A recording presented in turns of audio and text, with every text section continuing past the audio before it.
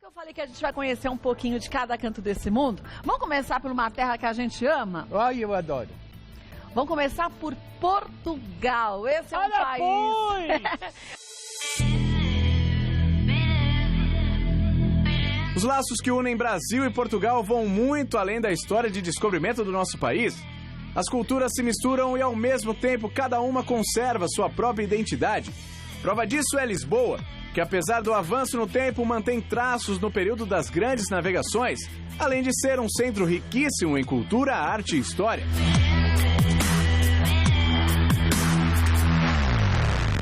É um país riquíssimo em costumes e, na verdade, são os nossos parentes, né, mamãe? São os nossos paizinhos. Vamos de Portugal? Primeiro com a dança folclórica portuguesa. Sejam bem-vindos!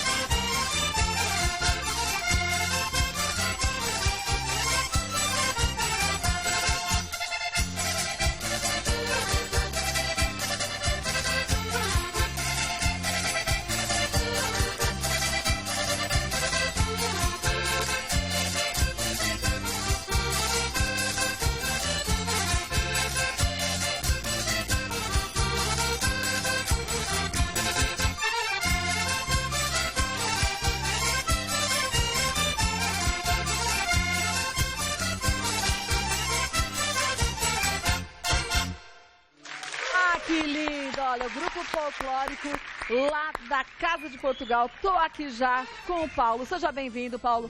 Como vai? Tudo bem? Vem desse clima. 2 anos atrás eu passei meu Réveillon na Ilha da Madeira, em Portugal.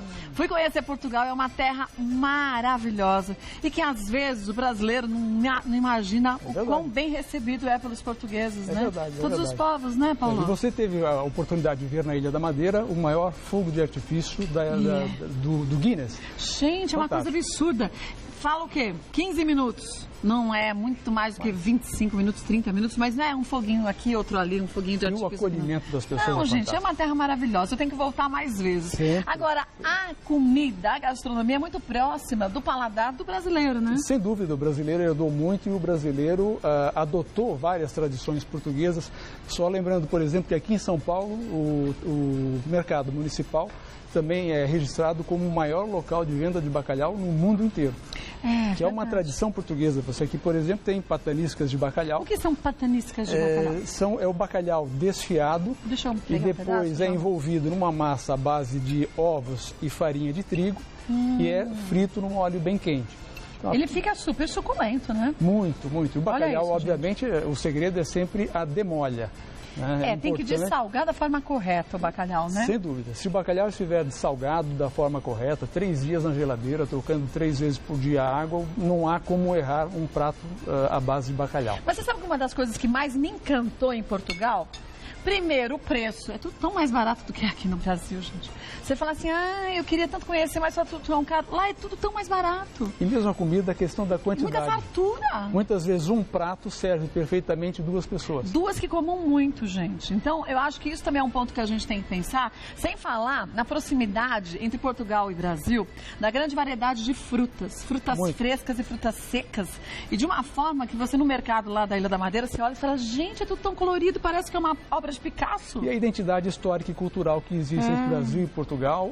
Os portugueses, a comunidade portuguesa do Brasil é hoje a maior comunidade no Brasil, com cerca de 35, 37% de pessoas residindo no Brasil.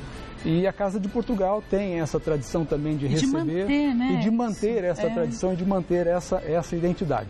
Aqui o que são? Filhós. Filhós? Os filhoses são doces, é uma massa doce, massa de pão, também frita, que depois recebe açúcar de confeiteiro por cima. Algumas pessoas colocam também canela. E é um doce muito tradicional, justamente dessa época, da época do final do ano. E aqui, o que o brasileiro conhece como pastel de Belém. Mas pastel de Belém é só em Belém? Porque esse aqui são os pastéis de nata. Os pastéis de Belém, denominadamente, devem ser chamados apenas aqueles que são vendidos numa determinada loja, numa determinada confeitaria, no bairro de Belém, em Lisboa. Mais popularmente, né, o brasileiro chama pastel de nata de pastel de Belém. E a característica, todo mundo fala assim, legal, é a massa folhada, não esse creme de ovos, que ele não é nem um pudim, nem um creme de confeiteiro, ele é leve, dissolve na boca. É um segredo. A receita até hoje é um segredo. E tem que fazer parte também das festas de fim de ano da mesa do português ou não? Sem dúvida. E aqui em São Paulo nós temos pessoas ligadas à comunidade portuguesa que fazem o pastel de nata, o pastel de Belém. Do mesmo jeito que é feito em Portugal, tão bom quanto em Portugal. E aqui? Este é o bolo rei. É um bolo que tem origem romana, mas que desde 1870 é feito também em Portugal pela Confeitaria Nacional. Na época dos romanos havia uma fava, um feijão que era introduzido na massa e assado. E quem tirasse a fatia com essa fava tinha um sinal de prosperidade para o ano seguinte. Eu vou cortar nesse lugar porque eu sei que aqui tem você sabe que tá aí? uma prenda. Então, vocês colocam a prenda até hoje? Normalmente os portugueses colocam uma prenda.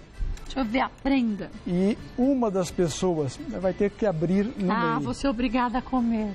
Oh, meu Deus, que parte triste. Eu amo, gente. Ó a prenda aqui, ó. Ela vem enroladinha.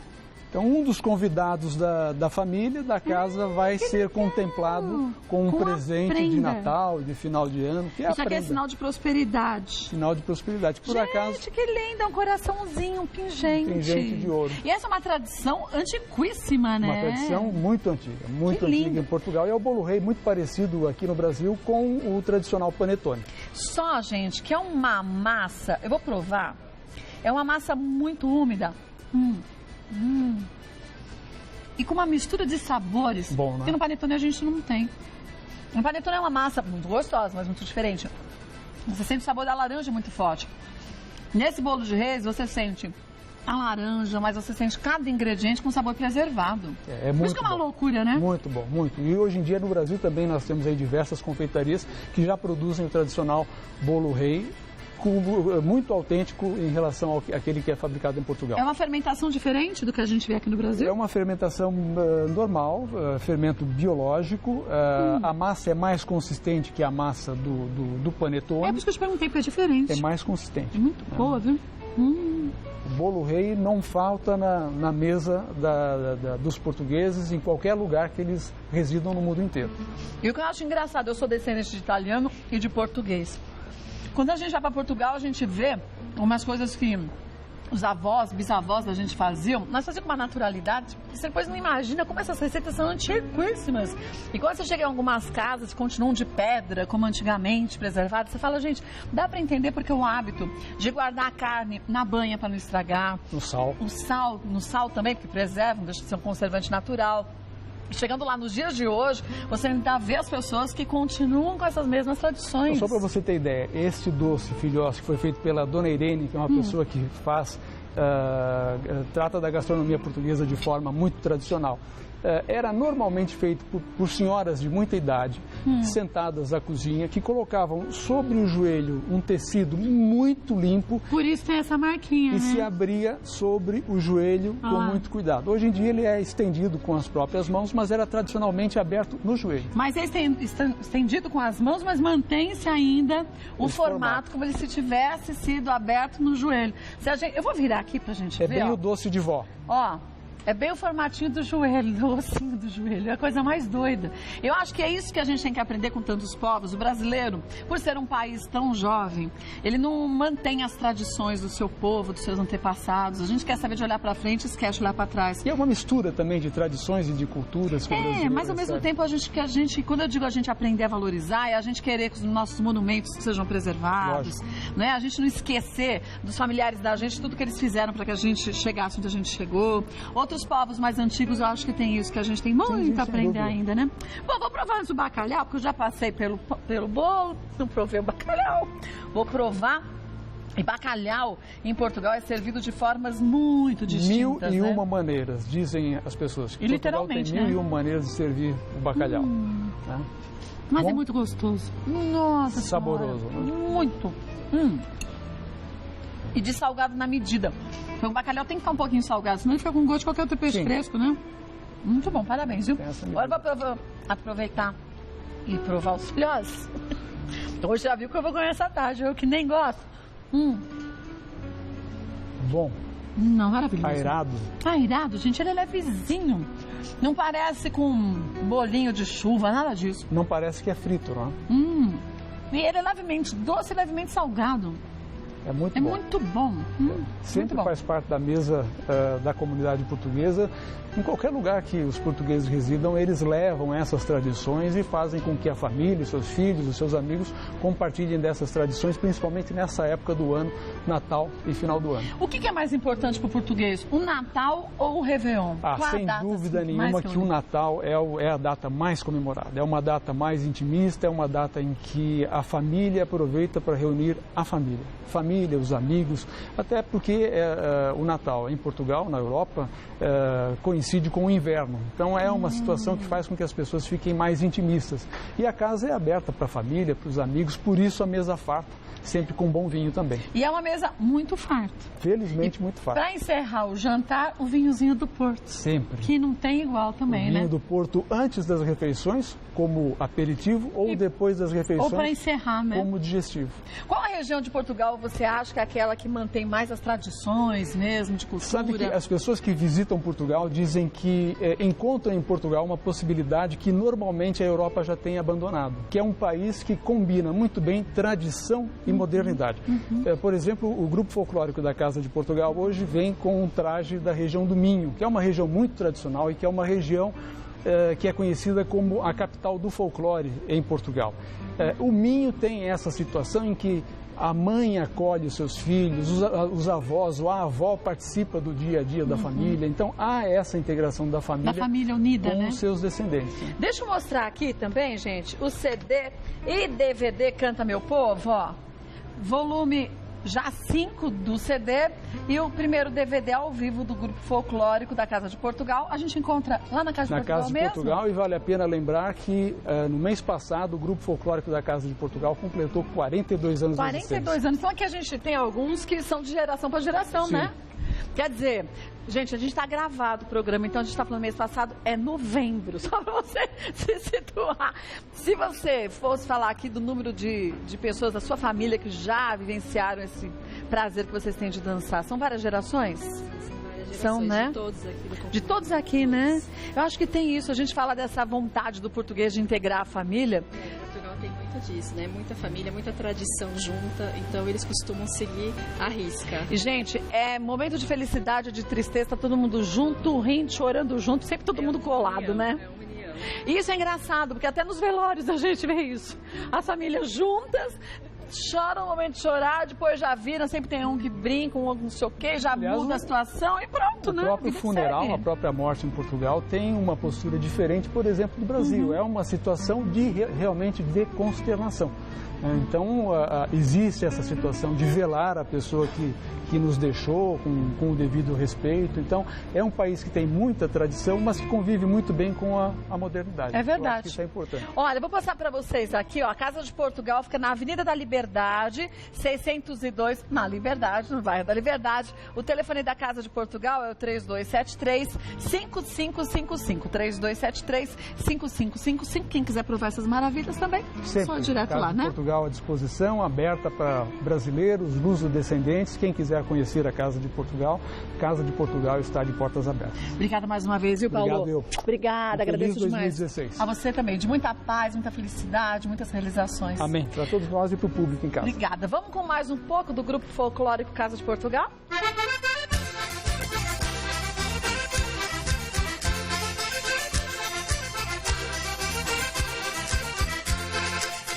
Fui-se a pôr uma linha, de uma nuvem fiz encosto. Fui-se a pôr uma linha, de uma nuvem fiz encosto. Dei um beijo numa estrela, jogando que era o teu rosto. Dei um beijo numa estrela, jogando que era o teu rosto.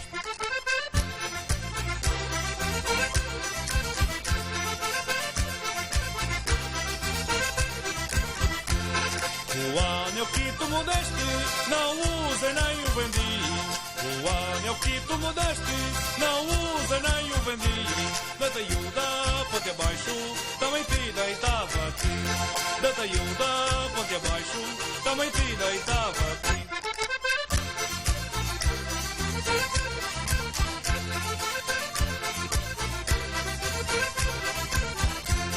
Hei de cantar e de rir, hei de ser muito alegre. Hei de cantar e de rir, hei de ser muito alegre. Hei de mandar a tristeza para o diabo que é leve. Hei de mandar a tristeza para o diabo que é leve.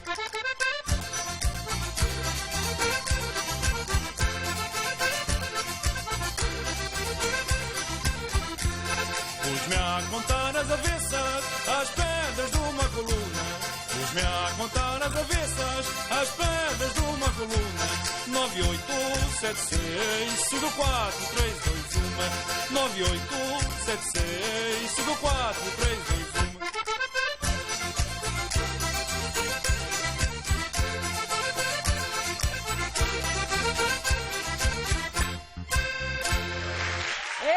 Que lindo! Obrigada, obrigada. Um 2016 de muito sucesso para vocês, viu? Grandes realizações. Que lindo, né, mama? Lembrou da velha terrinha? Lembrei da velha terrinha. Que lugar lindo! E olha, se você puder, vá conhecer Portugal. Acho que o mais legal das viagens é justamente isso. É a gente conhecer a cultura e a tradição de cada povo, né? Pois é, e cada uma sempre surpreendendo a gente, né? Nossa, nem